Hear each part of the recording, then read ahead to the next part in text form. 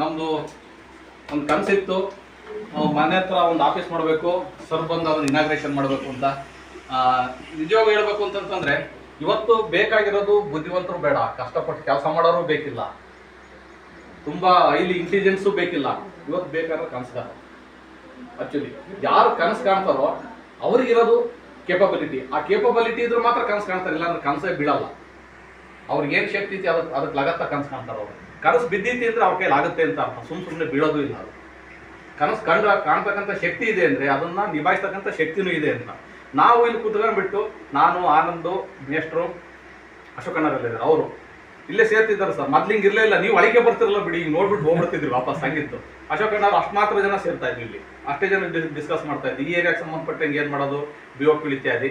ಆಮೇಲೆ ಏನು ಮಾಡಿವು, ಒಂದು ಕನಸಿತ್ತು, ಈಗ ಕೊಟ್ಟರಲ್ಲ ಈ ಥರದ್ದೊಂದು ಟ್ರೈನಿಂಗನ್ನು ಇವರು ಪ್ಲಾಟಿನಮ್ಸ್ ಏನಿದ್ದಾರೆ, ಆಮೇಲೆ ನಮ್ಮಲ್ಲಿ ಇವರು ಅಚೀವರ್ಸ್ ಏನಿದಾರಲ್ಲ ಅವರು ಕೊಡ್ಬೇಕು ಇಲ್ಲಿ ಕೂತ್ಕೊಂಡು.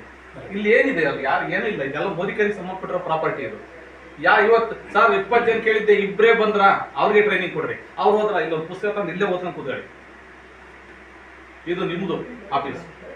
ಆಮೇಲೆ RT ಇಲ್ಲ, ರುದ್ರೇಶ್ವರ್ ನೀವು ಬೇಕಾದ್ರೆ ಒಂದು 20 ಜನ ಕರ್ಕೊಂಡು ಟ್ರೈನಿಂಗ್ ಕೊಟ್ಟು ಅಕ್ಕಿ ಇಲ್ಲೇ ಇರುತ್ತೆ, ನೋ ಪ್ರಾಬ್ಲಮ್.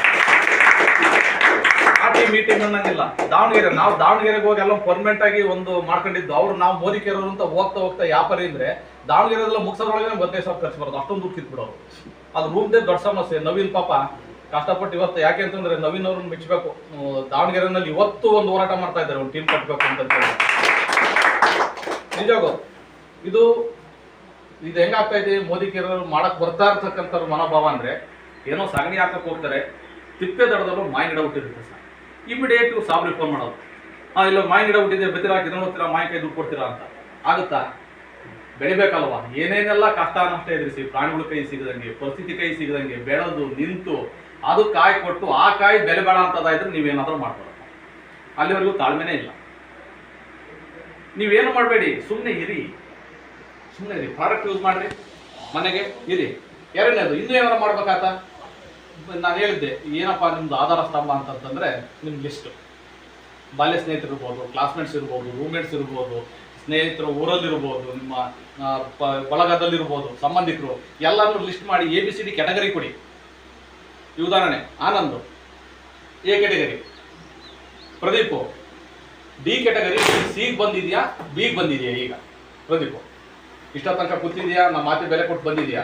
ಸರ್ ಒಂದು ಮಾತು ಹೇಳ್ತೀನಿ ಸರ್, ಇಷ್ಟು ಜನರಿಗೆ ಇನ್ನೊಂದೇನಾದ್ರೂ ಈ ಕಡೆ ಒಂದು ನೆಕ್ಸ್ಟ್ ಇಯರ್ ಒಂದು ಅಚೀವ್ಮೆಂಟ್ ಬಂದ್ರೆ ಪ್ರದೀಪ್ ಹೋಗ್ಬೋದು. ಸುಮ್ಮನೆ ಕರೆಯೋದು ಇಲ್ಲ, ಕರೆದವರು ಸುಮ್ಮನೆ ಈ ತರ ಕೂರೋದು ಇಲ್ಲ. ಒಳ್ಳೆ ಕೆಪಾಸಿಟಿ ಇರ್ತಕ್ಕಂಥ ಮನುಷ್ಯ, ಆಲ್ರೆಡಿ ಬಿಸ್ನೆಸ್ ಮ್ಯಾನ್ ನಮ್ಮ ತರನೇ, ಒಳ್ಳೆ ಮತ್ತೊಂದಿಂದ ಬಂದಿರ್ತಕ್ಕಂಥ ಹುಡುಗ, ಏನಾದ್ರೂ ಮಾಡ್ಬೇಕು ಪಾಪ, ನಮ್ಮ ತರನೇ ಟೈಮ್ ಇಲ್ಲ. That's all. ಹಿಂಗೆಲ್ಲ ಇದೆ ಮನುಷ್ಯ.